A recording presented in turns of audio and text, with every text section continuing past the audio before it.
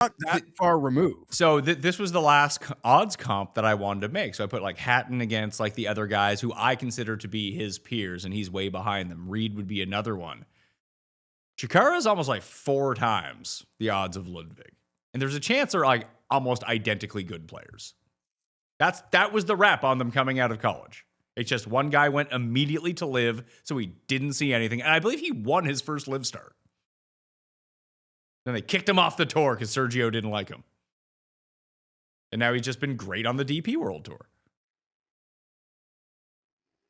Getting your grids back up there? No, but a sportsbook might be like not letting me deposit, and I don't know if that's like a permanent thing. Is that something we can resolve in like 20 minutes? Yeah, but I just want to. That'd be a real problem. I don't think that's a thing though. Okay, sorry. I don't know how to get money into my sportsbook otherwise though, and then I might just retire. Some people could be happy. Retire from the show because I can't bet anymore. Yeah. At Mayo Experience.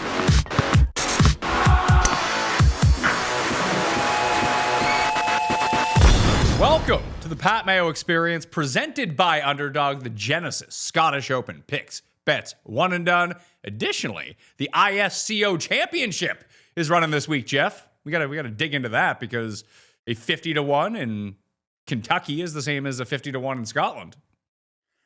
Absolutely. I got no doubts. You know, when Scotty wins or the top of the board wins, you're each way, and the ISCO might pay more. It most definitely will. Okay.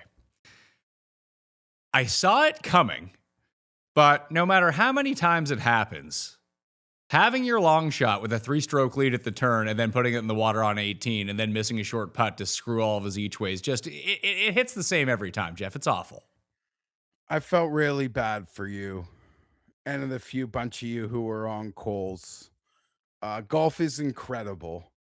What a sport. Like, even an event like this, all you had to do as a casual enjoying your weekend is put that thing on the Sunday of the back nine on the PGA Tour, and like 88% of the time you're gonna like just be thoroughly entertained. And I loved it. I loved it. I had no action when Suber wouldn't want to play a role, and I was thoroughly engaged in watching Ben Coles try to do it, his run of golf. And then, like, what a guy, that Chris Gotterup. That just the par save, the flop shot, the putts, just in what a golfer that kid is. Holy shit. And embarrassing, because I was like, I'm not playing the top, but I'd be all in on Griffin over Gotterup. I said the same thing. I saw we went one of two ways with it. That I was in on Griffin over Gotterup. That was a terrible idea. But I wasn't on Brown over Koiven, so that actually turned out to be okay. I other than Suber, I mean, it only matter like you only need one winner to hit an outright. Duh. One of my most pathetic betting cards of the year. Whatever. Shake it off. I didn't feel that one. I didn't see that one. When the top of the board wins, I don't even feel like I missed anything. But maybe yeah, and even in Europe, that eagle walk off, that guy, like, golf is the best. Golf is the best. And I honestly believe people who actually like golf, even the casuals who play it a little bit, like, the Challenger Tour event yesterday was so compelling. It was incredible, except there won't be Championship Series crossover players winning them. True. I'm okay with fields like this. We're not going to have the Ben Griffins and Chris Gotterups in a field like this, but give me the glorified Corn Ferry Tour event that's a little bit stronger, and I'm still kind of in on it.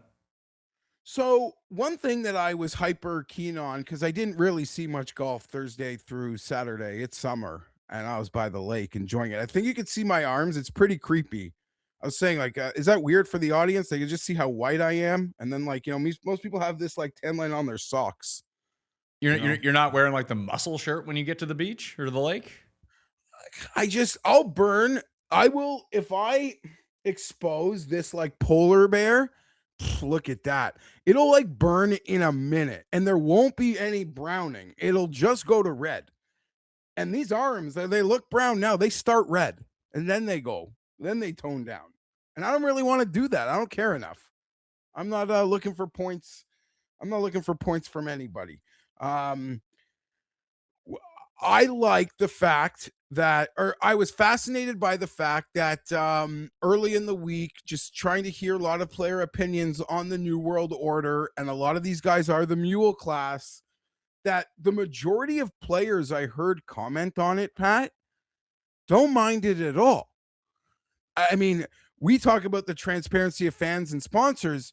They appreciate the transparency for themselves. So many of these guys, they tee it up and they don't know like when they get to play again with all the convoluted structures and paths.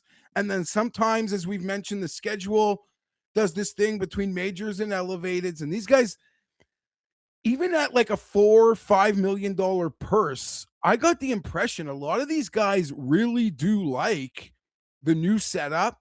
They get to play, they get to build a schedule, they get to play for legitimate money. And there's a clear pathway as to what they have to do. Now it's so convoluted unless you get to the top of the mountain and win. And for a lot of these guys, they don't show up on property thinking to win. They just want to play solid golf, can take a check home for 36th place. And a lot of guys did that this week. They can do it at the ISCO this week too, which will be a real mimic of what we're going to experience, I guess, in a year and a half time when they do split up the tours into these two separate lanes. But I want to go back to Chris Gotterup for a second. This is what he did in Phoenix too. Just went on an all-time heater on a Sunday, ends up winning that. He almost did it in Houston as well earlier this year, where I think he was 64, 63, something like that, and was not able to track down Woodland because Woodland was just too far out of the bunch and just continued to play good golf. And he did it at the Sony on the Sunday too. That if you see Chris Gotterup within 4 of the lead on a Sunday, just go bet him.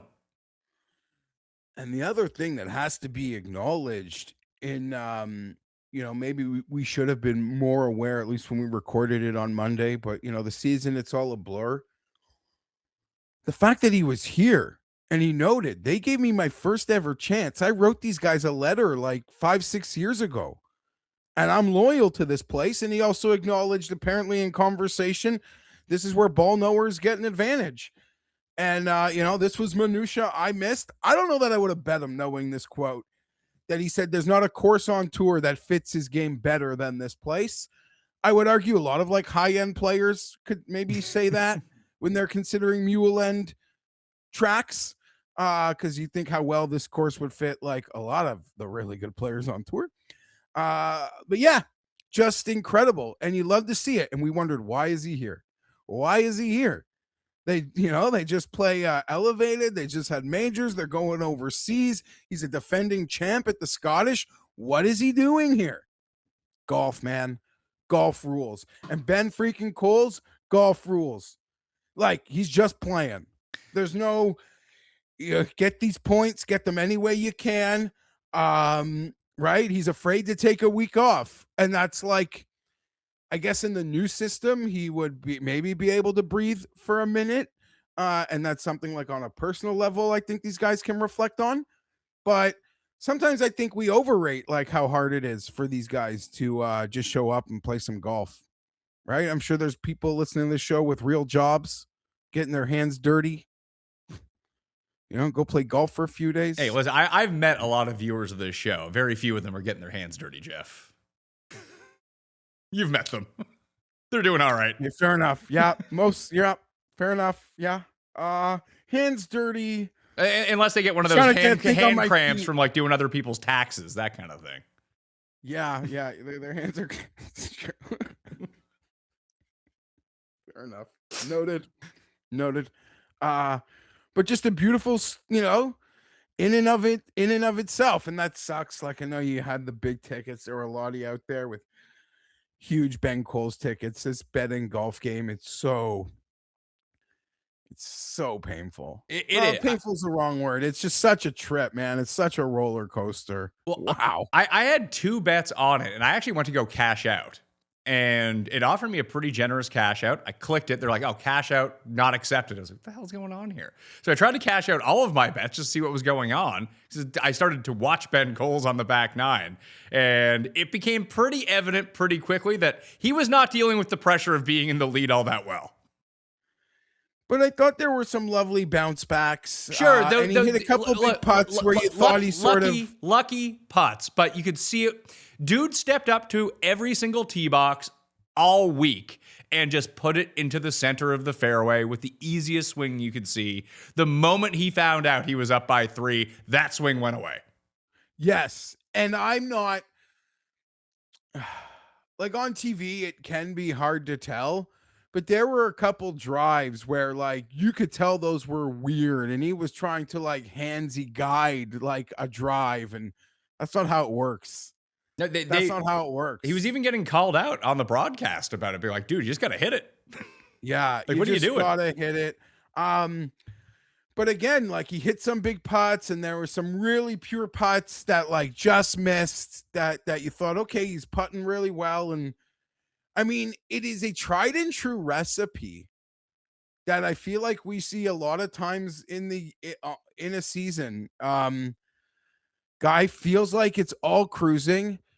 You miss like a 3.5, 4.5, a 5-footer, and then all of a sudden it's like everything just starts to from that point.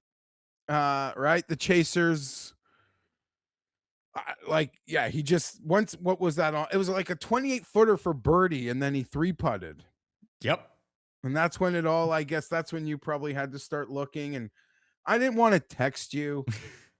He's on 18 and like before the incident. And I'm thinking like, I wonder if he'll cash it. I wonder if he'll just buy in on Gotterup, because there's a point now where maybe you could have done it at a bit better price. But you could have been afraid of like Hodges or Glover going like nuclear on the final 2 and getting them in the playoff. But I thought, maybe Ben Coles people were betting Gotterup as Cole stood on 18 T. Yeah, well, like I said, I was trying to cash out from hole 11 on, despite them offering the cash out. None of the cash outs were accepted. And then I started to play the opportunity that you saw. It was just like, yeah, okay, I can bet on Gotterup, but Glover's still there, Hodges is still there, Homa started making his run, which was really nice to see. But all of a sudden, I learned a long time ago when this happened to me was sometimes hedging isn't hedging when you think about it, because there's other factors that you just don't realize. I think it was the Greenbrier one year. I think I had Danny Lee, and it was the year that he like broke his putter and started putting with a wedge, but he ended up in the playoff. And the guy that I hedged on was also in the playoff, but then 2 random other guys ended up just going fire at the end of the round and getting into the playoff, and I just lost double my money. So I was like, ew, this isn't good. I'm not doing that again. Yeah, there's always trapdoors in golf, and I get a lot of messages about hedging or like, I have this guy, what should I do? And I'm not gonna lie, I ignore a lot of them because I usually just want to tell you to trust yourself. But sometimes you got to remind people, like, bro, you're just reinvesting. That ain't no hedge. Yeah. On Sunday morning, that ain't no hedge. That's just reinvesting. The amount of trapdoors that exist in this game. And you all probably learn your lesson like early on your golf betting journey about those trapdoors. And then you hope not to repeat the mistake, I guess would be what I'd say. And I think everyone listening is like nodding their head. Yep, I'll learn a lesson thinking I had a hedge and there were just trapdoors appeared. And no, when Homa, credit to Homa, that was fun to see. Once he missed the putt on 18, is when I would have thought, now maybe I can hedge. But yeah, Glover just misses 11-footers on every hole. Every single hole. The dude was running away with this tournament. Feel like, yeah, it's hard. It's hard. And I joked a couple weeks ago watching Ben Coles make double at the last trying to win. Told you, Pat, like I'd never broken 90, not from the tips, but the one in front that, I like to play with my friends because they hit it farther, and that's for the most part what they'll play. And I shot 90. I tripled the last. And I told myself, oh, like, I guess closing is hard. In golf, anything. doesn't matter what you're playing for, when it's like that moment, it's just you. It's kind of just you. And I'm not comparing myself to trying to win a fucking tournament, but golf is such a stupid game where, like, I created a situation based on my score on the last, even if it's not minus 20, like these guys, and I fucking buckled. I fucking buckled. And I don't know if you watched that great fun little piece our boy Powers put out at Golf Digest, man. You get on that last tee and doesn't matter what you've been doing for the 17 holes, man. What a crazy sport. What a fun. I love it so much. I love it. I can't even. Challenger Tour, let's go. We're going to get so much great fun magic. Oh, it's going to be great. And there's a Monday qualifier for this stuff. I love that. Well, there's a Monday. Week, did you know that there's a Monday qualifier for the Open Championship next week? Yeah. I didn't realize. I was looking through to see when the field would get set because there are 3 spots open to the highest non-qualifiers this week. That's like your last chance to get in outside of 1 spot being available on the Monday for the Open Championship, which is awesome. That's crazy. So are you expecting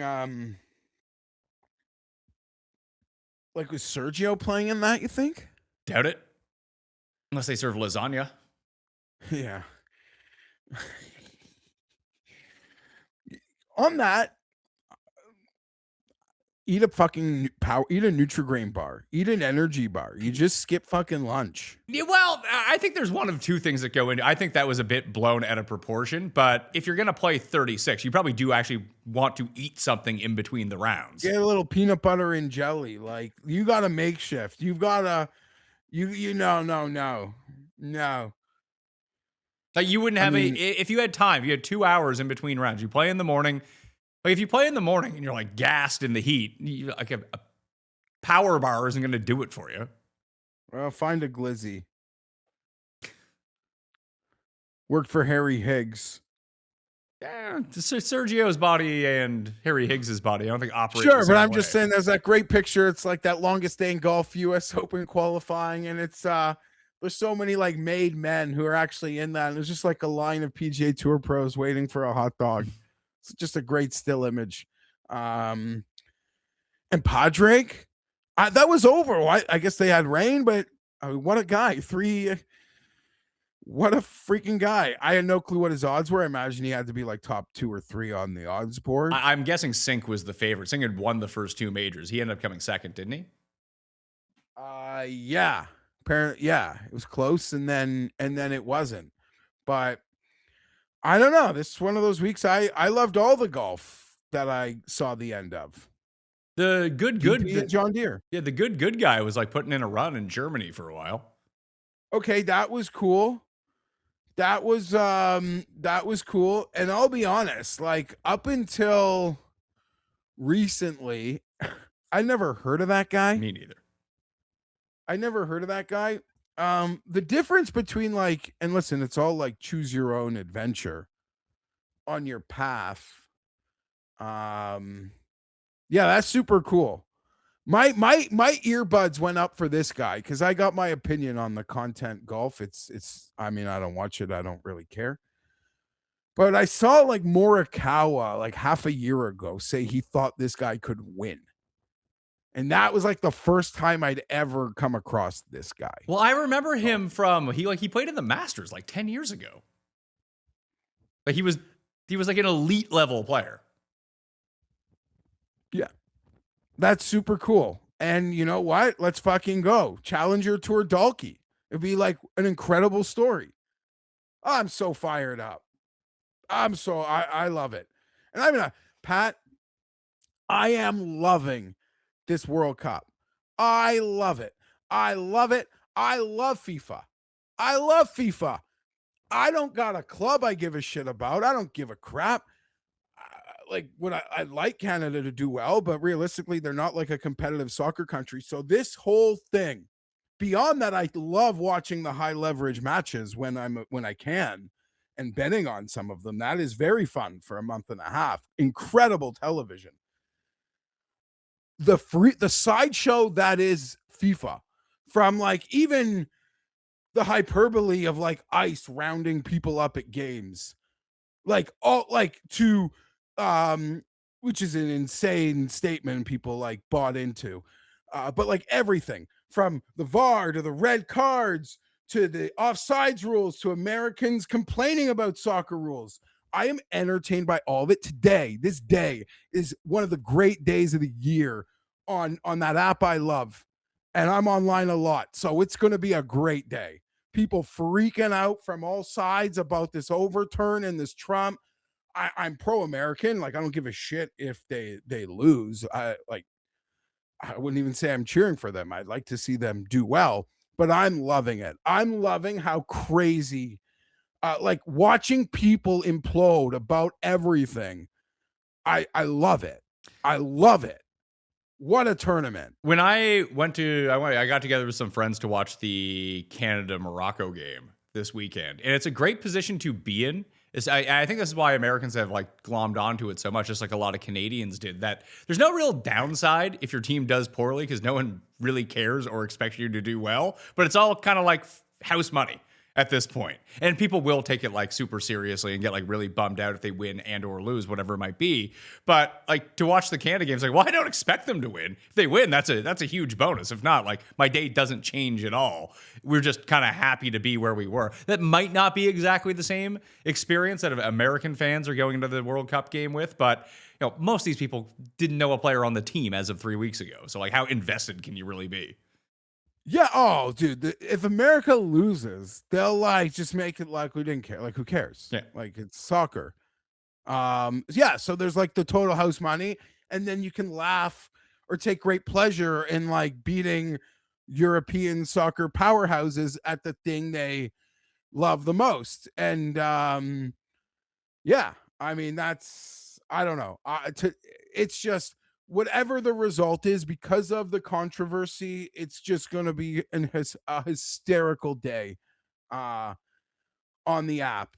And yeah, I mean, we're talking about an institution that, you know, last thing was in Qatar, the next one's in Saudi. Like, they don't give a fuck about anything.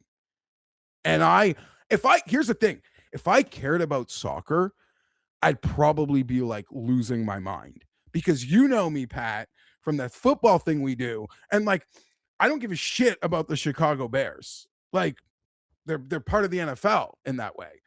But I am like, I am legit furious that the league screwed them out of a comp pick for losing their assistant GM to Atlanta in a minority program where other teams have been rewarded.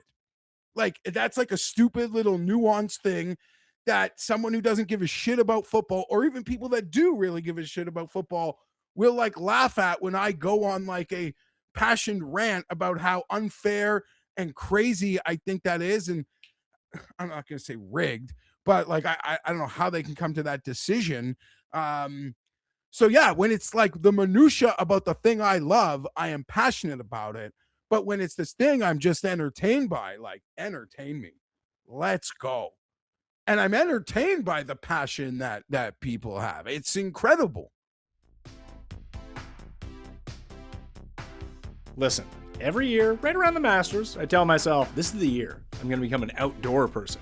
Then reality hits. The patio furniture looks like it's been through a US Open setup, and it's nowhere as comfortable to sit as I want, and somehow I end up watching golf inside while perfectly good weather sits there through my window. So this year, I finally fixed that with Wayfair. I'm watching golf outside, checking the final rounds. It's awesome because the weather's heating up right now. And I'm not exaggerating when I say that I've used my backyard more in the past few months than I did the few previous years combined. I'm upgrading the seating, added some lighting, got some actual decor out there, and now it's become the place where I have coffee in the morning, dinner with family, and inevitably end up watching the late golf window while pretending I'm keeping an eye on the kids when I'm really just watching golf. Because I'm here working for you. All right? The one thing I tell anyone to buy immediately, an outdoor sectional from Wayfair. It's a Scotty Scheffler of patio purchases, but it's not going to let you down on the 72nd hole. It'll be there for you all the way, more like Scotty from the past 2 years. It's expensive enough that you think about it for a while, then once you have it, you realize it was obviously the right decision. And if you've never shopped Wayfair before, I tell you to stop making this harder than it needs to be. They got everything. You can check millions of reviews from actual customers, use Wayfair Verified to cut through the nonsense, and they even have assembly options available so you don't spend your entire Saturday afternoon trying to put together patio furniture while yelling at an Allen key. Patio season is here, and these deals won't last. Head to wayfair.com/m/outdoor right now to get your outdoor space ready for way less. That's WAYFAIR.com. When people are starting podcasts, it's actually starting a small business, especially when you're by yourself like I am. And I can assure you, I did not have some sort of grand business plan. There was mostly me thinking, hopefully someone besides my mom downloads this thing, and what happens if they do after that? I had to figure all that stuff out on my own. There's always those what ifs when you're starting a small business or just starting something.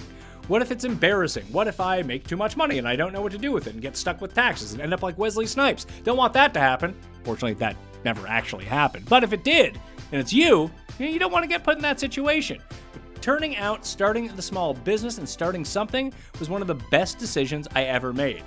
But I also know that something like Shopify had existed the way it does now when I was getting started, it would have been a lot easier to get the ball rolling. Shopify powers millions of businesses around the world, from massive brands to people just getting started. They've got tools to help you build your online store. AI features. Oh yeah, AI features. Get them in there. Everyone wants them. Shopify's got them. They can help you create product descriptions and marketing materials and everything you need from payments to analytics all in one place. Plus, that Shop Pay checkout is legendary, folks. Legendary for converting customers and reducing abandoned carts. And if you're sitting there wondering, what if I get stuck? Shopify's award-winning 24/7 support got you back. It's time to turn those what ifs into with Shopify today. Sign up for your $1 per month trial at shopify.com/PatMayo. Go to shopify.com/PatMayo. That is shopify.com/PatMayo. I am entertained by the field for this tournament in Scotland. I'm very excited for this. Should be a lovely event, and I always feel like it always ends up being on TV later than I think going into the week. Yes, it's not wake up at 4 a.m. to watch the Scottish Open, because the Open Championship, everyone goes off the first tee, right? There's no split tees at the Open Championship, so it just goes all day long, so it goes a little bit farther. Like, you get the same end point, but you get a hellacious beginning point for it, especially if you're here in North America and trying to watch it. I'm actually in the better time zone for watching this stuff in the morning because it's only 4-hour difference for me. So it's no difference than, me trying to watch something in Pacific time zone, but just the other way. Like, I actually prefer this to no end. But yeah, it'll finish up around like 5 o'clock, 4 o'clock, 3:30, something like that. Yeah, I just have so many memories of like watching the winner win and it being like the middle of the afternoon. Yeah. And we got 5 live guys in the field, I think. Rahm, Hatton, Puig, McKibben, and Laurie Cantor is the other one. And Patrick Reed is playing. This is great. I love this. Yeah, Reed, get in form. And like, this is one of the great events where I realized the last 2 winners got a bit of a paunch. So thinking of just building a paunch card. Well, Rory won the year before that, though. Not a huge paunch on Rory. Not a paunch, but like Phil's won here, hasn't he? I don't remember if he won at the Renaissance Club, but I think he won at Castle Stewart. Yeah, I think you're right. Yeah. Pretty sure you're right about that. Yeah, because he won the week before he won the O. That was like 2013 or something. That's when, according to that article that came out about him, is when it all went off the rails for Phil after he won the Open Championship. You don't really know what that means. Like, that's when he Like, he was already cocky. He was already rich. What does that mean? Like, that's when it started going off the rails. I don't really know, honestly. I just know someone specifically pointed to that instance of when it happened. But let's go to the top of the board. Scotty's here. He's plus 460. Rory is 9.5 to 1. Rahm is 13 to 1. Fitz is 19. Tommy's 22.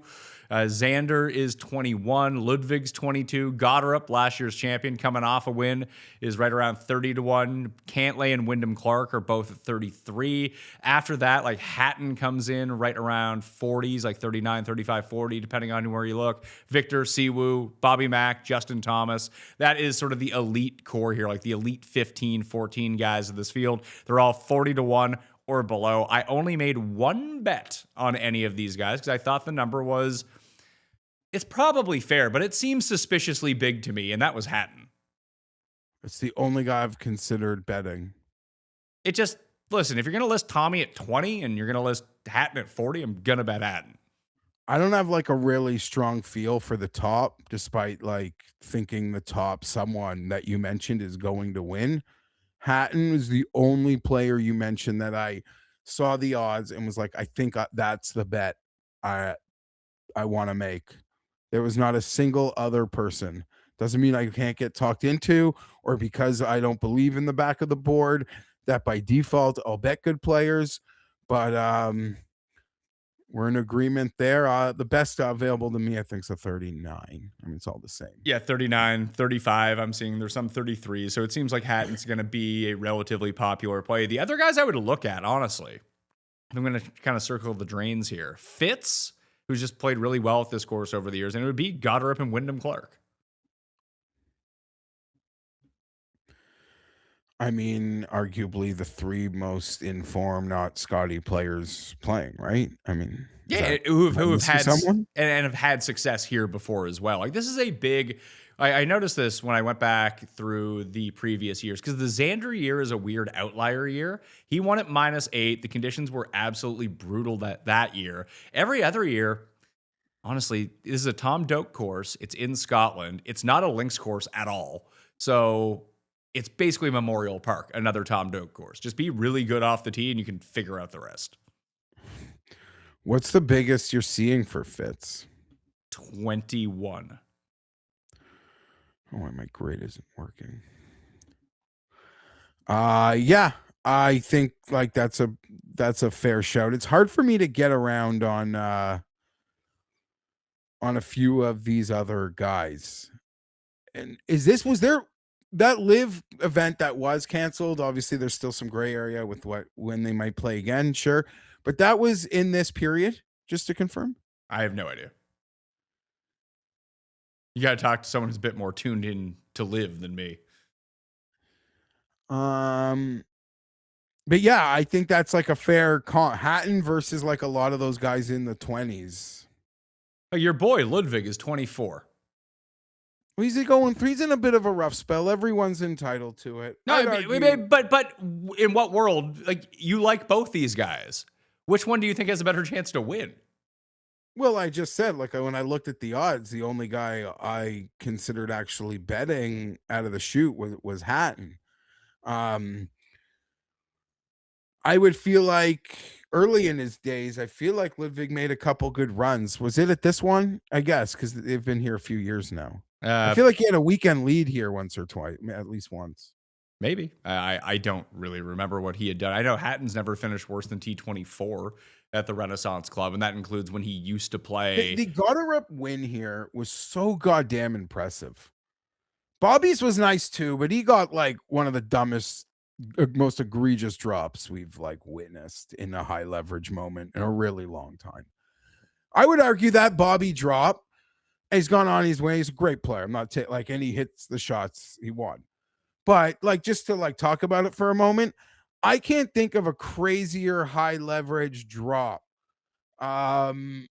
Maybe one that screwed me was Malnati at Valspar when Cam Young blew it before Cam Young won. But I'm trying to think of like high leverage situation egregious relief. I can't think of one that's up there with Bobby's in recent memory. There was a Phil one at Chapultepec in Mexico one year when he got the free drop from underneath of a bush. I think that was like Thursday, Friday humor, though. I don't think that was like we're in the thick. But he still got it. Yeah. Well, Coles was able to almost drop on the green yesterday. He was able to drop on the green. Yeah.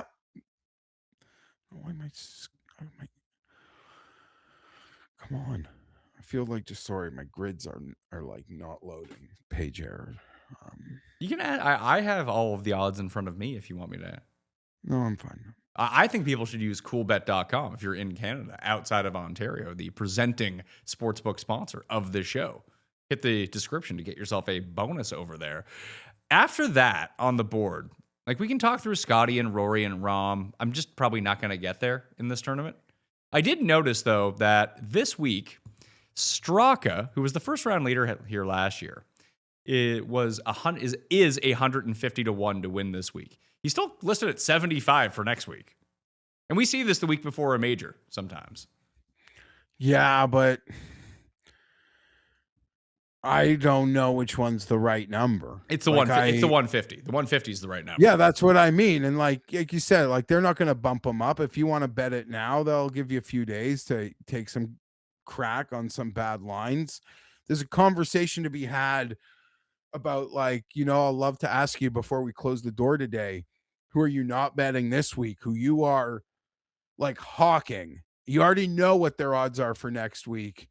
And you just want to see like something to encourage your thumb to click for next. I got no one really. The only guy I was kind of eyeing was Spawn. He has been kind of streaky lately.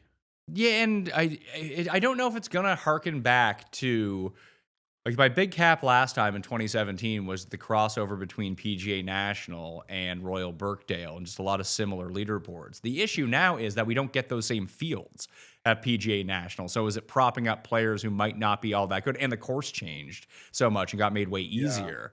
Yeah. That just irrelevant at this point. But Spawn's played really well at that style of course for a good win player too. I would think like the higher level modeler people we know would tell us, I think you got to abandon that based on current PGA National. But I think those lines. I think that the higher modeling people never considered that to begin with, honestly. That's well said, Pat. You haven't mentioned Alex Fitzpatrick yet. I haven't. No, he's down in that tier. I actually bet two other guys from that tier. Well, this will be the week that I don't bet Alex Fitzpatrick and he gets his win here. But in that middle area after the 40s, you got like Spawn, Minwoo, Kitayama, English. David Puig is right there at 60 to 1. So was Alex Fitzpatrick, Nikolai, Rai, who has won this tournament before. That was in one of the more difficult years. I believe he beat Tommy in a playoff in 2018. Wrighton, who put in a good run at this tournament last year. Lowry is back. Adam Scott's put in good runs here before. Nat, Brooks, Reed, Pearson Coody. Reed kind of sticks out to me at 74 to 1. Like he's going off in majors at 45 to 1. Bro, you're like reading my mail. Reed, Hatton, maybe a little Marco Pange, and anyone who watches this show knows who, if you ask me for 100, who I'll probably name not to win. Something I did notice, and I guess you mentioned like the Memorial Park aspect of it, and I don't think he's done anything good unless you're going to tell me there's like a stat profile like recently that's been peaking, is Minwoo's number like was really starting to drift. It was starting to get like really high when the players would get together, like US Open, like at the Travelers. His number, I don't recall him playing well at all in those events, but his number has like gone back to where it was when he was playing kind of decent. He's won this event before. That's probably it. Here? Yeah. Okay. Thank you. That's a simple answer. So as like running through now the winners, they just guys who mash, and maybe I should bet Marco Pange. Well, Penge finally got back off of his injury. He played at the BMW International last week. He was okay. He wasn't as good as Henny Duplessis, I'll tell you that much. No, that guy's a machine. That guy mashes. That guy's a machine. He's having quite a year for himself. Maybe we should take him to Medina. Take them all. Maybe the international team can have like 25 guys against 12 on the American team. Make it kind of fair. Get your specialists out there. Oh my God. Højgaards? So I bet Nikolai and Kitayama. Okay. Yeah. I'm not surprised to hear you say Kitty. He's always feels like he's trending, ready to pop. Nikolai, based on everything we kind of just spoken about. I mean, maybe I would have guessed I'd have a better number, but I don't know, staring at the guys in that like 40 to 60, there's not really anyone I'd like more than him. Well, he was T4 at the Scottish last year. The year before that, he was T39, T6 the year before. So this is just a good track for him. And sometimes getting these DP World Tour players back over to Scotland, you do see a bit of a spike. That's why I went back to Kitayama. Honestly, he was second to Xander in that tougher year. Here, I think he was -6, Xander was -7, something like that. But his ball striking has just been like his results are really good. His approach play has been excellent. The driving has been excellent, but it's always the same thing with him. And when you see him pop, it's usually at a coastal course. And this is a coastal course, despite none of the water from the coast being in play. And his profile overall fits it. And he has all that links, DP World Tour experience. It's the same thing as Hatton.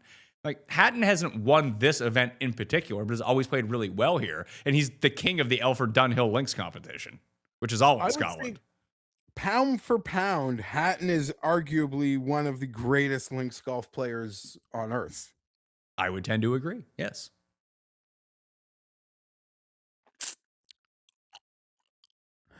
Yeah. So those were the two from that mid-range that I put in, but I was looking at Reed. I was looking at Wright, and like, if I'm only going to Hatton, he's the big guy that I have at the top. I do have room to maneuver here. I'd like to be sold on someone. Maybe I just have to FOMO back to Alex Fitzpatrick because I've been betting him so much that I'd be devastated if he won this. Yeah. You want to like flooding the zone at the Scottish? Is that the play? I don't know. Probably not. Probably not, but I'm not getting... just am not gonna get there. I have two other guys from beyond as long shots, but Reed would be the one right now, like just staring at this. And I know he doesn't necessarily fit the profile of what we're looking for. I just think that's a pure talent play that he's just better than all these guys. Like, why is Justin Thomas 45-1 and Reed 75 in 2026? It's the same discussion I just had with you about Hatton versus Fleetwood or Hatton versus Ludwig. Like, why is he so much farther behind? It's well said. I guess it's all like ebbs and flows. Justin Thomas was the most tipped golfer the last time he played. How'd that go? Not well. But yeah, there's a couple guys at the as we start. If you flirt with 100, that I'm kind of staring at. One of them is embarrassing to admit, but hit me with one. Hit me with the guy. Okay, well, just in terms of mashers and guy playing well, then I think like Eugenio is just throwing that out there. I'm 100% with you. Mean Genio. And then maybe, I'm not saying win, but I think we might be back in the time where you can, and it was expensive because when it went down, I boarded, I ejected, but there were losses before I ejected. I do believe we're back in the zone of money to be made on Corey Connors. Being outside of 100-1 is a good spot for that. I agree with you. I don't know if I'm going to get there. I bet Tom Kim again. I bet him with the placements, and I bet Michael Brennan at this course. Because if this is just going to be go mash, dude's irons are actually starting to show up now. Every time I peeked at the leaderboard, like Thursday and Saturday and Friday, he like was tickling my sack, and then all of a sudden bogey double like a par 5 as he's like 2 off the lead. I'm thinking next time I look at my phone, I'm gonna be tied. That's okay, good effort. Yeah, and I didn't say win, I just said like there's money to be made. I think in like some placings or derivatives, or obviously playing the Connors ladder, like maybe you get up to the win, but money to be made on Connors. And as someone who bet Brennan last week, you're not wouldn't take much to twist my arm. I can't. Yeah, I don't know. I just have no vibe for the top, and I do not want to bet any of those guys at those prices. Then And no. I'm not talking about the big three. Like, well, I don't know. Call it a Like big you don't three. want to bet Xander at 21-1 is what you're saying. Yeah, and like Fitz is the best golfer consistent of that group this year, although maybe that's an insult to Gotterup. I'm just not there, and I don't really care to ride the Gotterup or Wyndham wave. I don't know. I could regret that comment. What about the Viktor wave? Listen, yeah, you could argue maybe that number is unfair. 32-1 seems fine with being the same number as Gotterup and Clark makes sense. Like why does he get a boost for winning at a wedge track? I mean, Gotterup did, but he also won this tournament last year. Clark is the one that has played similar tracks really, really well and is in great form. And I bet you I'm predicting, although could be wrong, that he is going to be like very ignored in the betting market. I don't know. Although he's got a history of running pure, and when he plays well, he plays well. I think this charmed, like I'll thankfully I don't even remember what it was, but I considered like fading him when he played out of the win, and thank God we didn't do that. Well, he got it going, so. Like he wasn't great round one at the Travelers. Then he just kind of played well throughout the course, got better every single day. I asked Cust for his one and done. He told me Neiman. I was like, man, the guy's not playing. You can tell Cust didn't pay attention because he hit a one and done winner and there was never even mentioned it. I don't think he realized he hit it. Cust is enthralled with the soccer. He is. Cust. 2 back and to he back. mentioned to me, he let me know, like, because I think like overall it's like a total of like 100 or 101 games. Maybe I got that wrong. Maybe it's 80. And he let me know like where we were on the count of games left and that he's cherishing them all. Fun fact about Cust, he has made a prediction for every game in our group chat and has been betting with our other friend Tim, and the other Tim is up, I think, 97 units since the beginning of the World Cup betting against Cust. Well, as we saw in the Cut Sweat show a couple weeks ago, he makes the most insane bets at like not even close to market odds. But I might have his grail here, Pat, because last I spoke to Cust, he was still on the hunt for his Grimace collector cup from McDonald's. And he's been pulling lots. He's got a lot of doubles trying to hunt the Grimace. One pull, one Grimace. Boom. Nailed it. Boom. Where were we? One and dones. Yeah. Tim didn't even. What did he say when you reminded him? Or you haven't? I haven't. I just asked him for his one and done this week. So he has no clue he hit a winner last week. But yeah, just picking Neiman. So he ended up picking Reed, actually. So that means he's going to pick Neiman next week. Yes. Could FIFA... I'm still waiting for Neiman's 2-stroke penalty to get rescinded. Never going to happen. The fact you're still crying about it is wild. No, I was trying to make like a soccer red card rescinded joke. It didn't land, and the delivery wasn't good. You need the Chilean president to call the USGA on his behalf. Yeah, it didn't land. That plane didn't land. There's more long shots. I think Chikara is a good look. He has to. He's playing great, and this is what he does well. Just bombs it off the tee. Yeah, listen, we just saw Ben Coles roll his like great Corn Ferry form into a Challenger series. But yes, he's playing great, and based on, who's won here, how they're winning, it seems like a nice fit. And the thing with Chikara, when you want to like bet on him in an event like this, is you could still like glom onto what there's still a bit of unknown as to like how good the ceiling could be there still, right? Well, this we're is not that far removed. So this was the last odds comp that I wanted to make. So I put like Hatton against like the other guys who I consider to be his peers, and he's way behind them. Reed would be another one. Chikara is almost like 4 times the odds of Ludwig, and there's a chance they're like almost identically good players. That was the rap on them coming out of college. It's just one guy went immediately to live, so he didn't see anything. And I believe he won his first live start. Then they kicked him off the tour because Sergio didn't like him. And now he's just been great on the DP World Tour. Getting your grids back up there. No, but a sportsbook might be like not letting me deposit, and I don't know if that's like a permanent thing. Is that something we can resolve in like 20 minutes? Yeah, but I just want to. That'd be a real problem. I don't think that's a thing though. Okay, sorry. I don't know how to get money into my sportsbook otherwise though, and then I might just retire. Some people could be happy. Retire from the show because I can't bet anymore.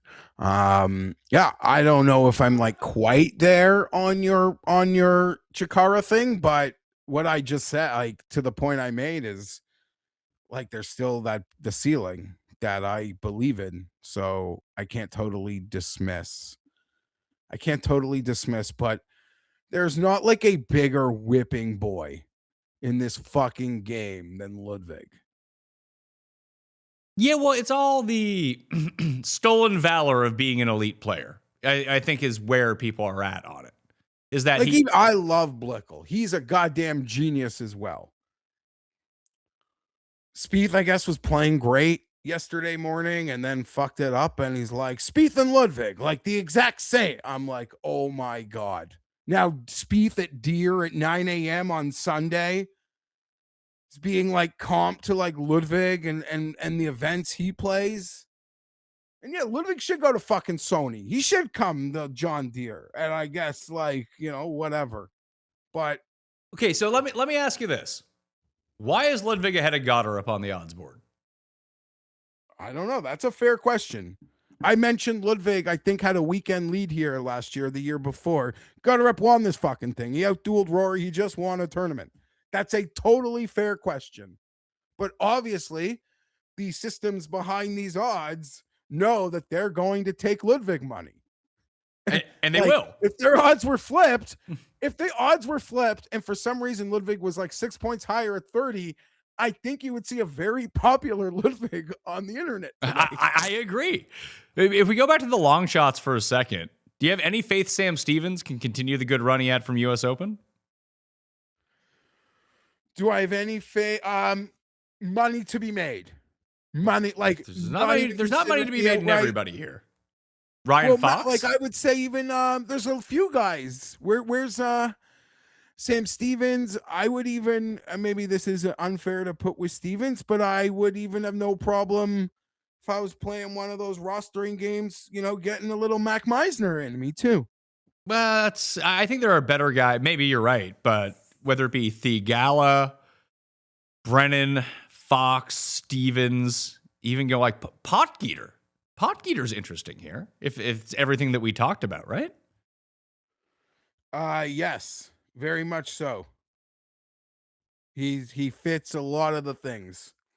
If he plays into it, yeah, we probably should have named him. I didn't go this far down. I'm seeing 200. Maybe there's even bigger out there. I don't know that I'll get there, but I can't be surprised if he pulls it off based on the type of players I'll be betting. I see your boy Kiefer beside him. Yeah, Kiefer fits the bill as well. It's just he legitimately can't chip or putt. Like he missed the cut at the John Deere because he can't chip or putt. It's a real problem. The Alfred Dunhill. I feel like Potgieter had a good run in one of those before. Those guys. Yeah, he was T9 at the Alfred Dunhill Championship last year. Oh, that was the sorry, no. See, be careful when you search Alfred Dunhill. He was T9 at the Alfred Dunhill Championship in South Africa. He was missing the cut at the Alfred Dunhill Links Championship. Yes. Good catch, Pat.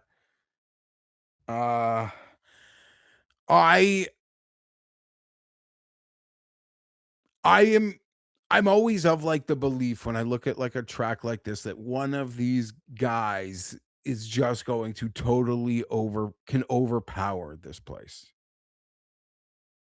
You do need to have the creativity to go along with it because you do have options at courses like this. I did appreciate that they brought that up on the broadcast yesterday too during the John Deere, especially about that Gotterup chip. It was a Hodges chip or a Gotterup chip where there was just a big mound in front of him, and they talked about Gotterup when it was the shot that he flew onto the green and ended up making par.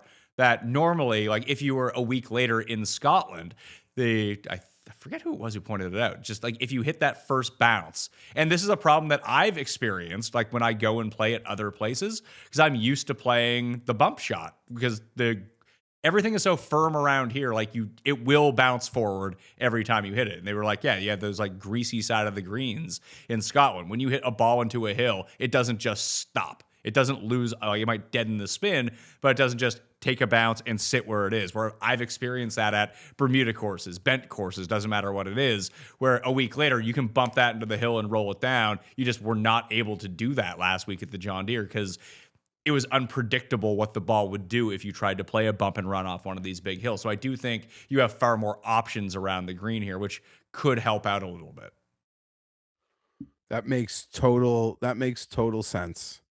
And I didn't watch a ton of the weekend. I enjoyed the broadcast yesterday. It felt very B-teamy.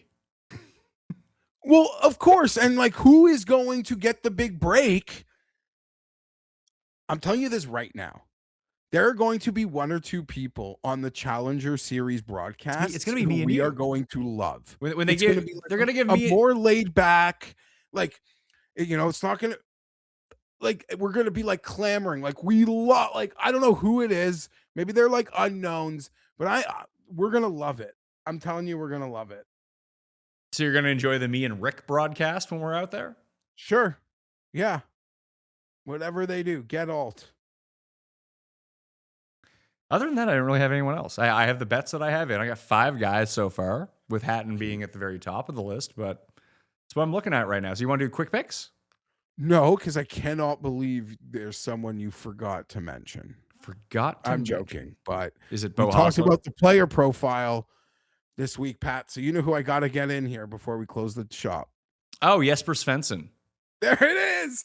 T4 in Canada, T9 at the CJ Cup. He's playing as good as he's played. And so I think he's like 250. Maybe I can find out like a 280 to 1. Yeah, I see. I want to bet him. I see a 250 right now. Yeah. Any love My for guy? We kind of glossed over him. Any love for Brooks? Okay, so in like, you know, my overpopulated World Cup algo, he withdrew and then he re-entered. I don't know. I didn't even see that. Or maybe that was just a PGA comms error, but something weird happened there. I would say if he's playing this week, he probably feels healthy though about his wrist, because I get the impression he wouldn't go back to back. But I guess now this isn't elevated, right? Like this doesn't count as elevated. This is like different. Yeah, this rules. this isn't a $25 million purse. This is just a regular event. I'm not really looking at Brooks. Okay. I honestly, if anything, looked through him.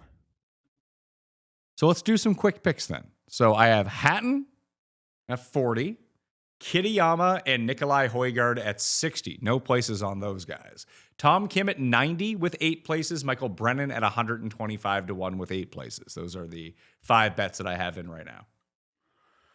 Hatton, the only bet that's in.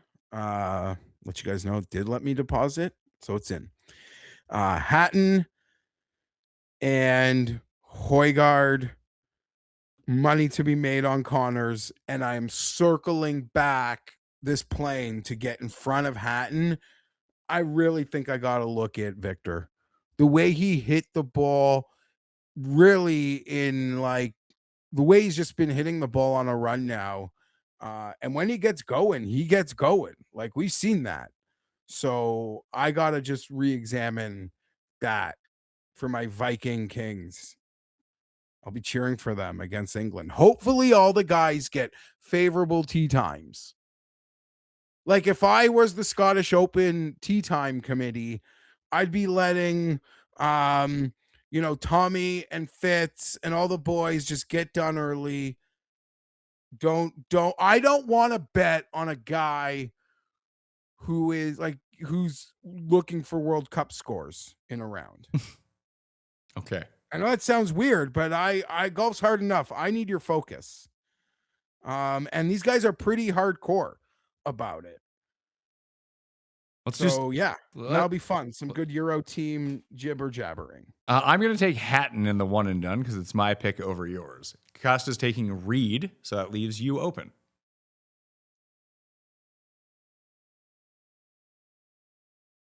Rom. You've already used Rom. You used Rom at, I believe, the Masters. Oh, what a loser.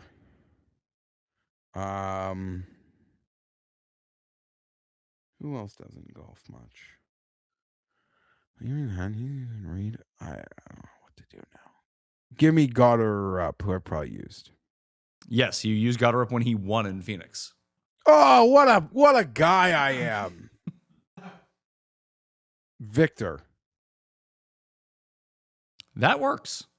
Okay, sorry. I'll have that in front of me. I don't think we've had that happen, and we were due. It's late. We're due. I got some Open Championship facts for you about the Scottish. Oh, okay. Okay. Yes, let's do that. And then I have another question. You ask your question first. Is Spieth not here? No. Played the John Deere. Yeah, I guess. So he's the defending champ, right? Next week? Well, yes, yeah, he was the last winner at Royal Birkdale, correct. Do you know who was the other winner at Royal Birkdale in our lifetime? No, tell me. Patty. 2008, I want to say, 2007. So, let me do this then. Sorry. And then you can rebuttal. Jordan Spieth. I thought his comments last week were great and horrible all at the same time. Well, hold on. Just let me ask you, what would you like him to say there? Would you like him to be what he actually thinks, or would you like him to be like, no, sir, I'm sponsored by There's FanDuel. A much bigger problem, and if you're going to talk, I don't think speaking in mistruths are... Okay, so let's do this, because there's a lot to unpack. It goes without saying, golf is the easiest sport for any fan to impact, from a crying baby to someone who actually wants to impact the game. That is undeniable. I would argue, as a sport, based on those parameters, we have been maybe incredibly lucky or fortunate that, be it in low leverage moments or high leverage moments, it's really never happened. I'm not saying never, but it's really so hyper rare to the availability of it to impact both low and high leverage.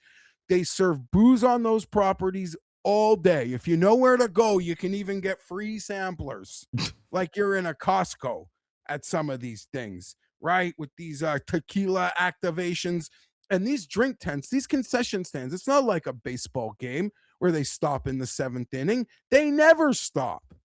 The party continues after. So other than that year, would have been around 97 with McGavin and Gilmore, I got no memories of it being a thing. But you're also not out there all the time.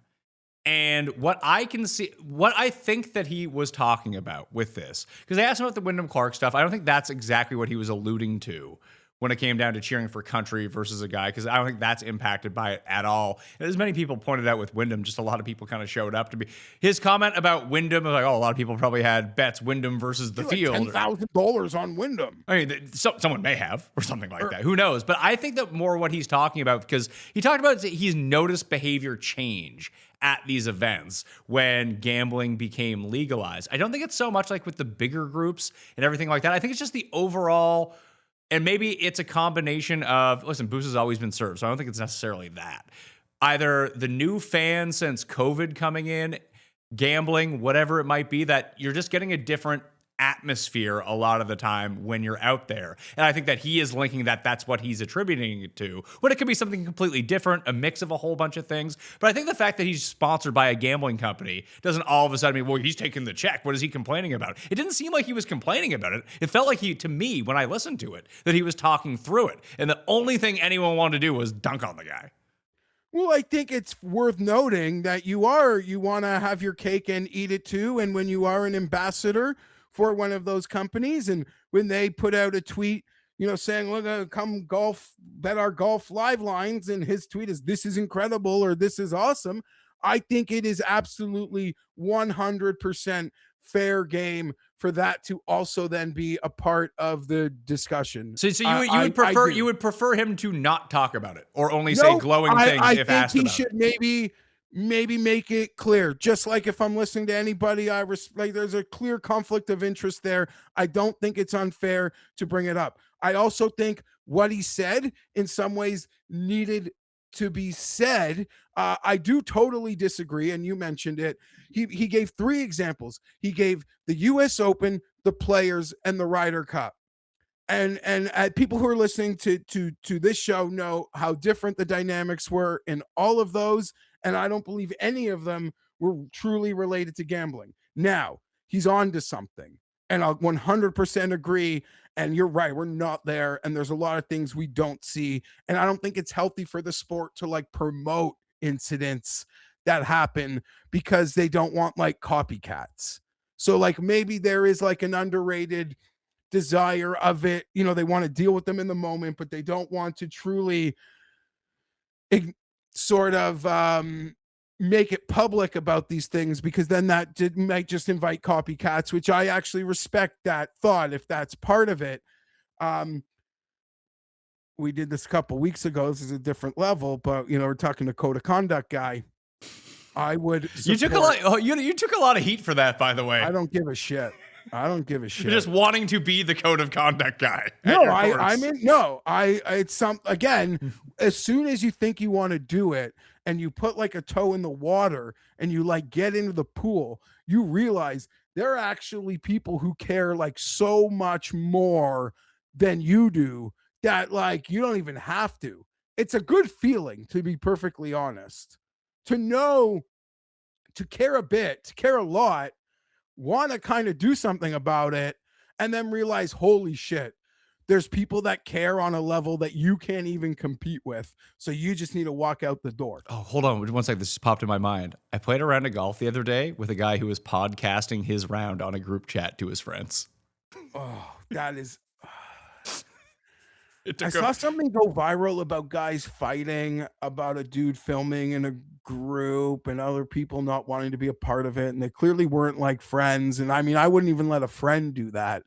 And if a stranger did it, I mean, I don't know. I guess if you're in a public, I don't. So you don't want us to film the round that we were going to film? No, that's different. That is a different. We're doing this. That is a strict thing. I don't need to be just streaming my live thoughts, talking to guys on the golf course. We're just playing golf. I don't want that a part of it. Hold on, that part didn't bother me. The part that bothered me was taking him fucking forever because he kept talking.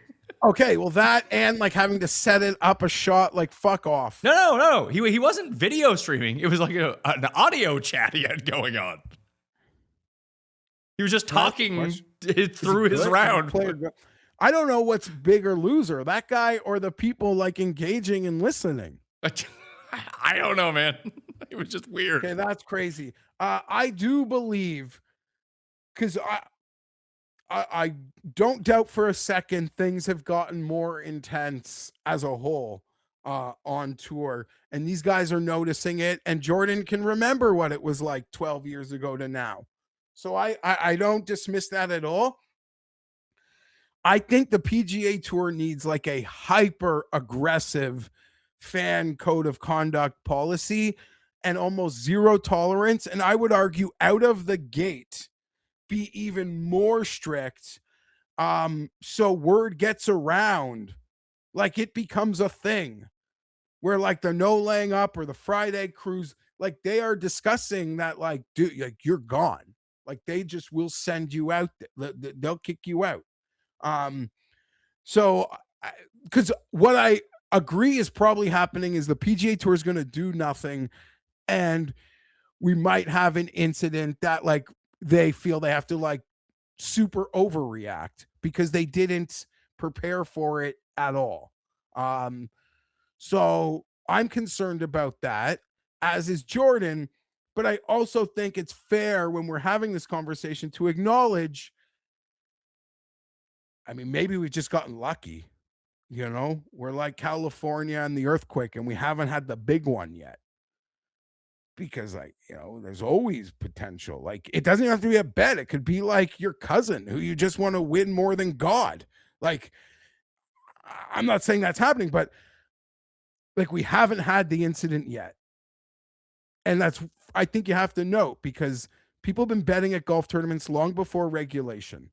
I've actually never been to a golf tournament where if I'm just like hanging out at a green, within like 15 minutes of walking around that green, hanging out at that green, that I don't hear guys in a group making bets. And I don't mean on their phone. No, well, I mean, but that's the difference right there. This has been going on for ages. And you know who the guys who are going to the course and making bets with each other, be it closest to the pin, will they make this putt? Those are the same dudes who gamble on their golf courses as well. They know the decorum.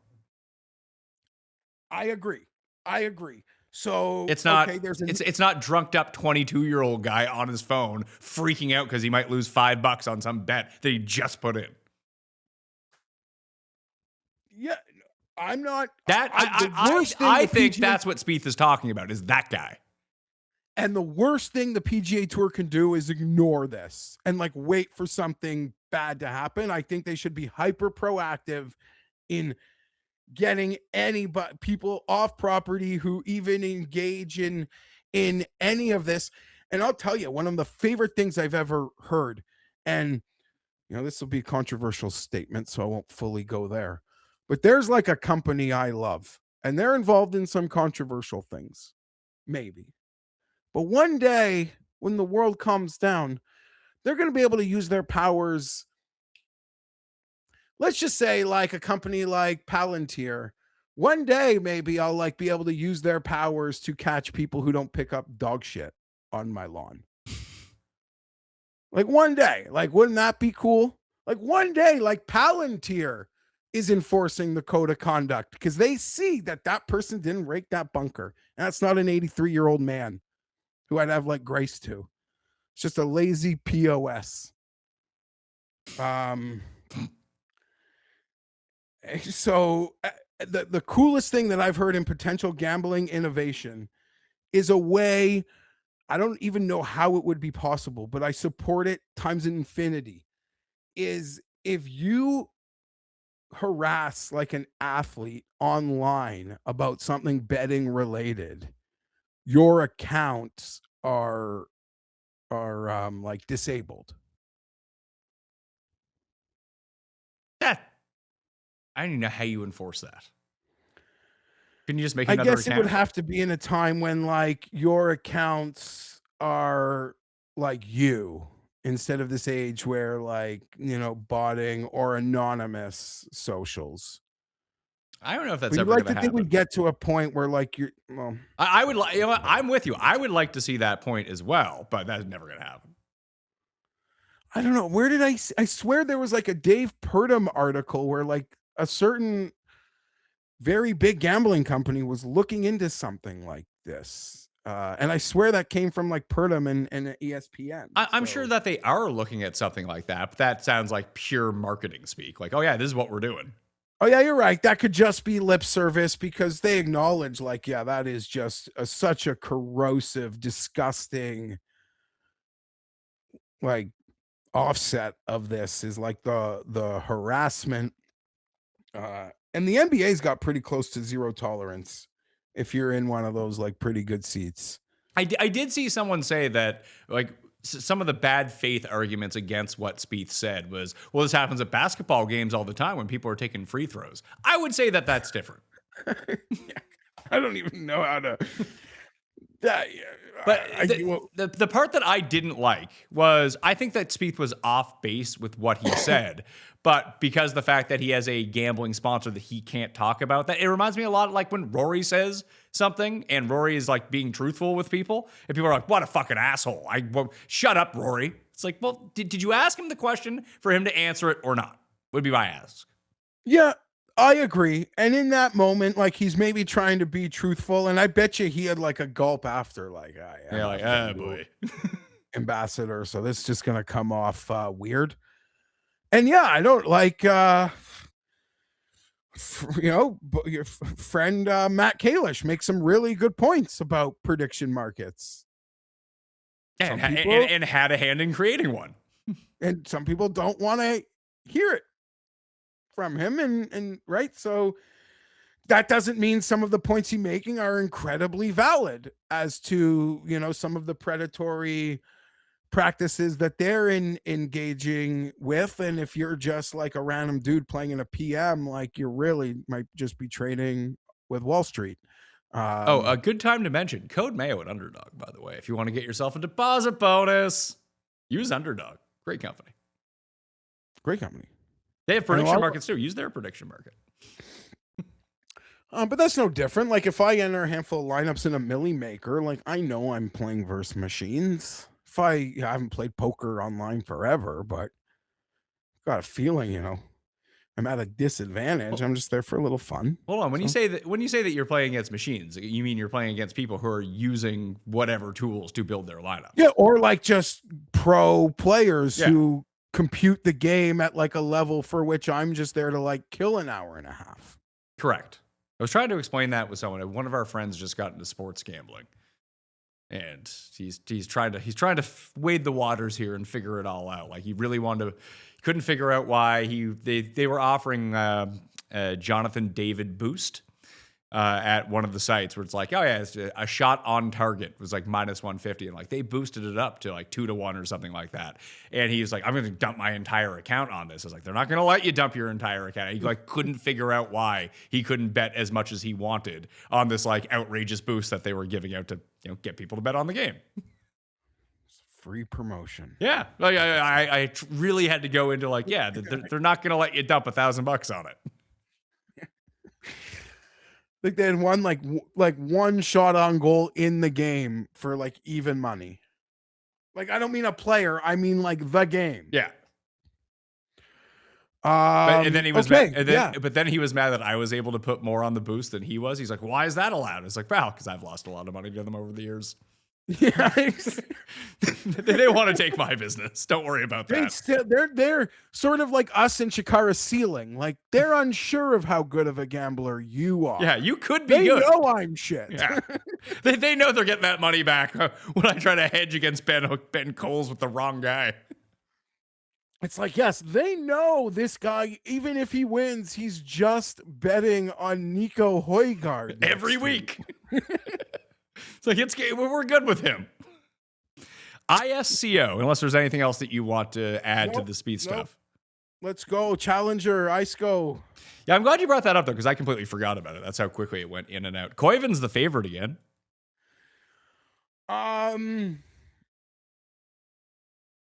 Yeah, there's a lot of debate there. I mean, the lights are brighter. Well, hold on. If it was anyone else, like, dude struck it well. He just was shit on the greens. Has that not happened to every good player we've ever seen? Yeah, of course. And a lot of the discourse last week, I think the number dropped a bit. And to my understanding, someone who's like regarded as one of like the better golf bettors on earth bet him. So you can giggle at that laugh. Sorry, you can giggle at the result and that person losing a lot of money. But, some people would say that just shows that, maybe the line last week wasn't wrong per se. And that, it's just golf.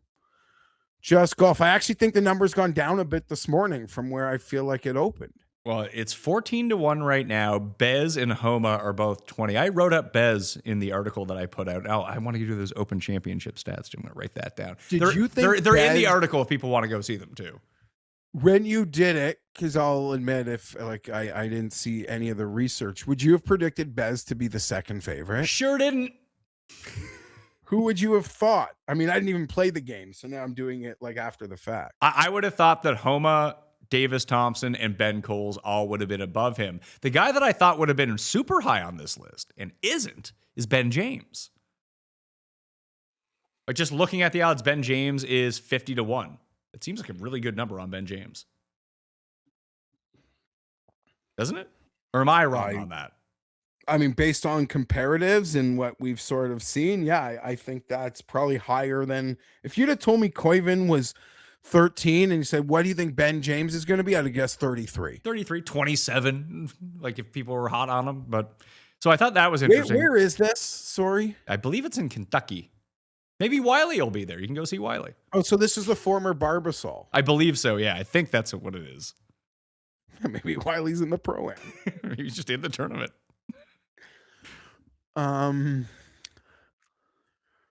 Let's get back here.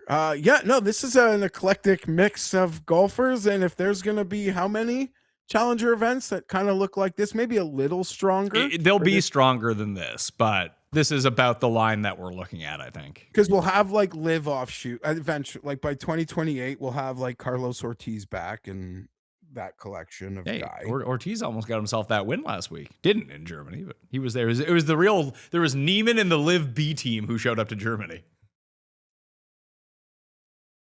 I'm surprised Neiman. I guess he's just been playing a lot of golf. I'm surprised that he decided to play in Germany and not play this week, or maybe he wasn't eligible to play this week for reasons unknown. I have no idea why you're allowed in some and not allowed in others, but maybe he just wasn't allowed to be in this one. So what is the player profile for Kentucky again? So this is a really short, so it's a different course. They changed courses last year. So now it's the 5th shortest course on tour. It has the 3rd smallest greens. And when I went back and looked at the leaderboard from a year ago, it's a 1-year sample. It could have been completely off. It wasn't necessarily like everyone who played well putted exceptionally well. Even Ben Coles, who ended up inside the top 10 at this event a year ago. But it was just all players who had been previously trending upwards with their irons. All populated the top of the board. Whether they hit their irons well that week or not was irrelevant, but coming into play, they were just firing. That's why I ended up going with Bez, because he's been firing with his irons recently. Him and Pontus Nyholm. I bet Pontus Nyholm at 80-1 with 5 places. But I think I'm just going to bet Ben James at 50-1 or whatever number that he's going to end up being at here. Are you going to bet you were on Ewert last week and he couldn't putt? Now, I wasn't on Ewert last week, but he just couldn't putt. That is correct. Just couldn't putt? What about Zachy Blair? He's hitting it. He's striping it pretty good. That's what he does. He has 0 career wins. Okay. Well, I didn't bet Griot last week, but maybe I'll bet him this week. Maybe, yeah, he's in that mix. It's hard to see. There's a lot of DP World Tour guys here as well. Chandler Phillips popped up again inside the top 20. I had a great week in those underdog best ball tournaments, by the way. Started getting myself back up on the list here. I went from like 40th to 15th in the scramble. I went from 6th to 3rd and then 15th to 9th with my 2 teams in the big scramble. And I jumped back up inside the top 3 in the Pat Mayo Open. People didn't plan for the John Deere Classic, Jeff. I did. And I think I have Gotterup on all of those teams, which is very I apologize if I keep like going to something that doesn't even exist yet, but I'm excited. I'm still thinking about the new normal coming. Would like the Challenger Tour would be even like a step, even for guys that are like over 50, like great players that we love, like when they get older, I feel like we'll even get post 50 Challenger years. I agree. And they're going to need the players to fill out these fields. That'll be cool. And just like scrolling to the bottom of this list, it's like tough, just tough there's scene. no like, how do I put this? I'll be honest. I'm pretty excited about the future, but I do scroll to the bottom of this list and be like, this can't be like an event. Like this what? can't But be like who the cares? You get. Oh, wait, I'm looking. Adrian Moronk is playing in the Scottish Open? I didn't even see that. Neither did I until right now. I thought I was looking at the ISCO. I'm excited though. Like we got to see Rafa. Haven't seen him in forever. I think he was playing some good golf as of late. Like for not being the last place guy in the field recently. Aaron Wise just showed up at the John Deere Classic too. Yeah, I'm actually staring at a 350 to 1 right yeah, when I went to the bottom, he was sitting there. I don't know if this would be like the layout, but I'm not even sure what the new Wise does well. He misses cuts until last week. I think you just bet on, I don't know, like, why not go back to Glover? If everything that I said was one thing, if Glover just made any putts last weekend, he wins by a bunch. And we've seen Glover like get hot in spurts. I'll tell you, I'd much rather bet Lucas Glover at 50 to 1 than your boy Bo Hostler at 30 to 1. Yeah, my eyes were like, I was looking at the first 3 rows of names. I couldn't find him. I'm like, how low? Lucas Glover at 50 to 1 is actually might be the bet, Pat. Let's do it. I'm in. You sold me. What were his odds last week? I don't know, 125. He'd been playing some bad golf. Yeah, I'm going to go Gloves in. See, I usually love the young guys. Ben James in.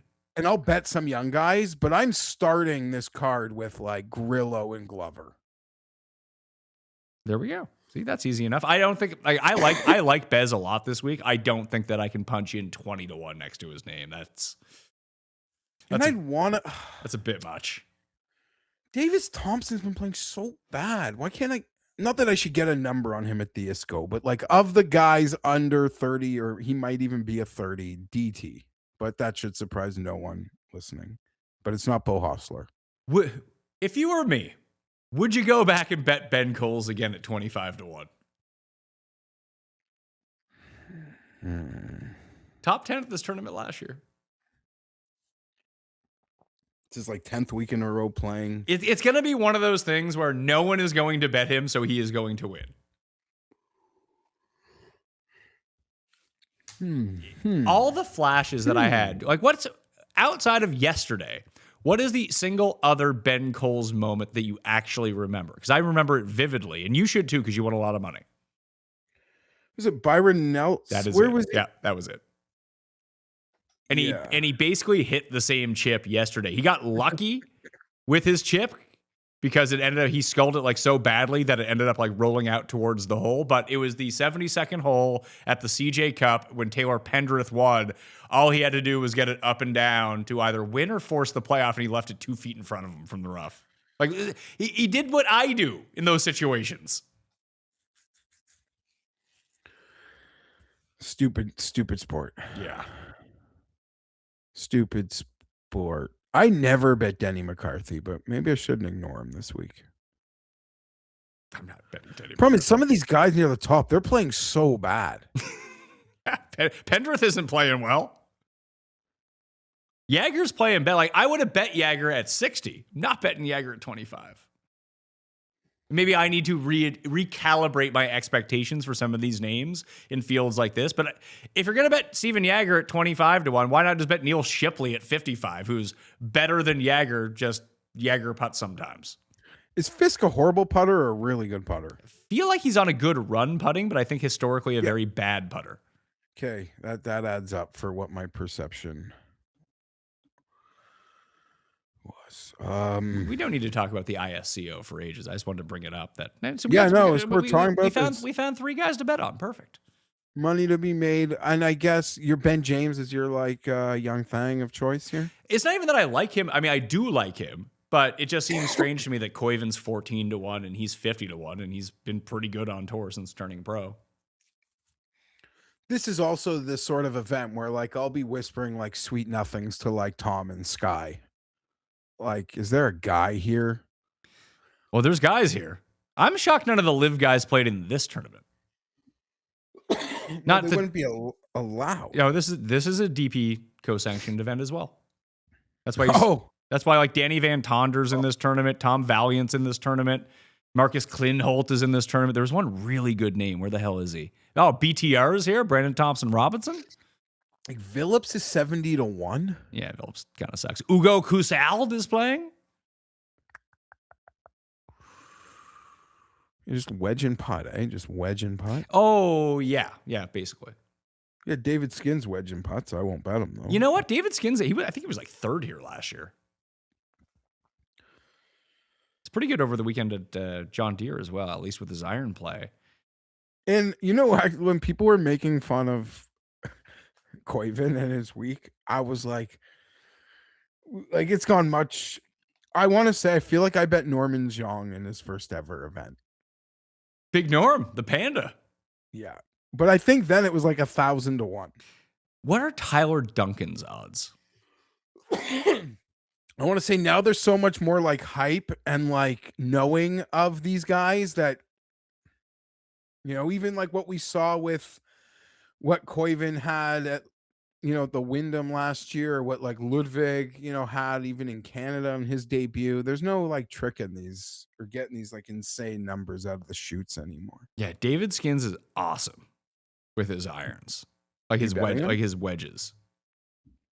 I'm just looking at Tyler Duncan now as well. Duncan showed up last week for the first time in ages at the John Deere. He's 110 to 1. Baroff just sent me his ISCO card. You want it? Is Skins on it? If Skins is on it, I'll bet Skins. Yeah. He's got Glover. He's got Homa, Thompson, Blair, Glover, Hoagie, Skins. Hoagie makes a lot of sense. Baroff. Our Baroff. We talk about him. Someone messaged me like, "How do I find this guy?" R Baroff 427 on Twitter. R Baroff 420. 427.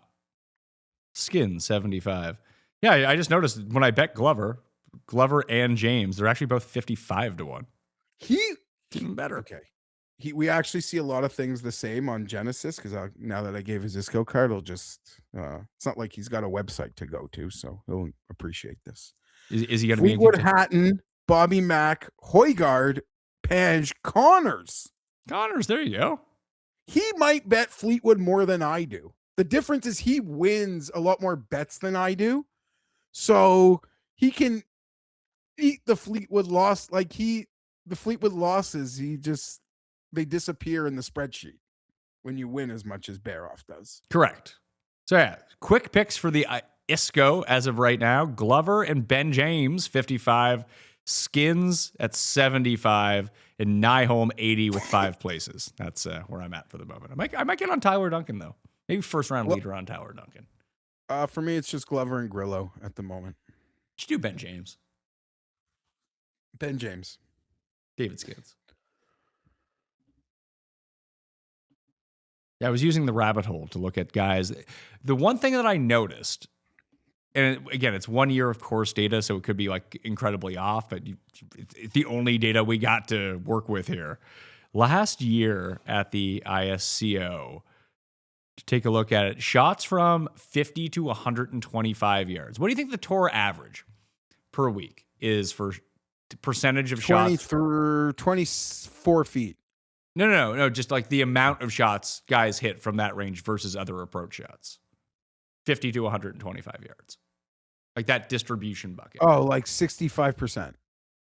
You think 65% of shots come from 50 to 125 yards? Oh, I thought you said 125 to 150 yards. But even that's an even smaller range. 50%. I don't know what I've now lost the plot. From 50 to 125 yards, that bucket of shots. Okay, so it's like the wedge or when you lay it up, across 20%. 21% is the answer across the PGA Tour. At this course, last year was 33%, which is a pretty substantial difference. Okay, and who's the dominator there? Tyler Duncan. T-Dunks. Now, he doesn't play ever, so that's tough. It's not a huge sample on Tiddly Dunks, but thought that was interesting. Let's see. Approach scoring opportunities. Inside, let's even go inside 10 feet. Ben Silverman, also very good from that range. David Skins, excellent from that range. Brennan Todd. Preston Stout, very few shots taken from that range, but he's the other young guy that we didn't talk about who's in this field. He turned in a good result last week at John Deere. Very tidy result last week. I think he's 45 to 1. He was, So, T, like, he was Stout is who we thought. Koivu was. Koivu has one bad week and now he sucks. Zach Blair, Trace Crow, David Lipsky, another one.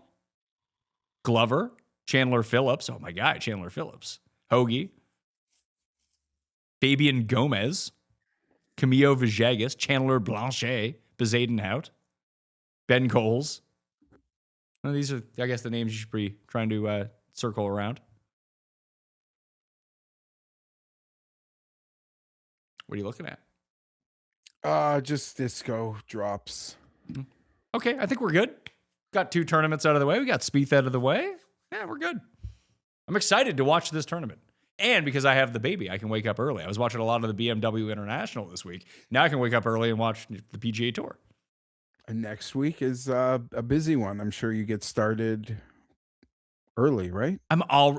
Thank you for bringing that up because I have those numbers. Excuse me. The Open stuff. Oh boy. It's a bit polleny around here, Geoff. So looking at, although the Renaissance Club is not a links course and doesn't necessarily correlate to like the style of play that you're going to see at Open Championships, guys that have played in the Scottish Open have done really well at the Open Championship the next week. Really well. Last year, Gotterup won, came in 3rd. Marco Penge missed the cut after coming in 2nd. Rory was 7th after coming in 2nd. Fitzpatrick and Højgaard both came T4, T4, T14. Rose came 6th. He came 16th. Straka made the cut, was T52. Scotty came 8th. He won. Xander was 8th. He came 7th. Ludwig was 8th. He came T23. It's pretty good for a top 10, right? Yeah. So each of the past 5 winners, champion golfers of the year, have played the week before at the Scottish Open.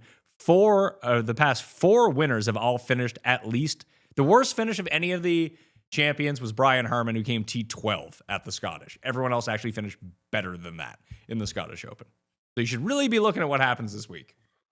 So I guess to that, then I want to acknowledge, we already mentioned Spieth, Morikawa, who are the best players not here. Hideki, like who's not here? Bryson. And does that impact your desire to bet them next week? It does, actually, unless their odds are like silly. Right? Yeah, Neiman. We forget someone? Probably. Yeah. I mean, if just looking at this odds Cam board, Young. Yeah. We're forgetting a lot of people for sure. Let's see. Henley's not playing. Morikawa, Cam Young. Everyone else is kind of playing. Ben Griffin's not playing. Sam Burns isn't playing. And Rory's been over there for a few weeks. Yeah, just chilling. Akshay's not playing. Bridgman, Gerard is playing. Hideki. You know Hideki's 30th in the world? Like he should be lower or higher? Or doesn't that feel right? No? Just Hideki being behind Wrighton, Akshay, Bridgman, and Ryan Gerard seems odd. Yeah, it's kind of convoluted how they figure that stuff out. Not really. Those guys have played well, and Hideki hasn't. Hideki's been terrible. No, I know. The formula isn't exactly science, and it's recent. And listen, if you get to Hideki and Wrighton, we're probably pretty close to each other in the U.S. Open odds.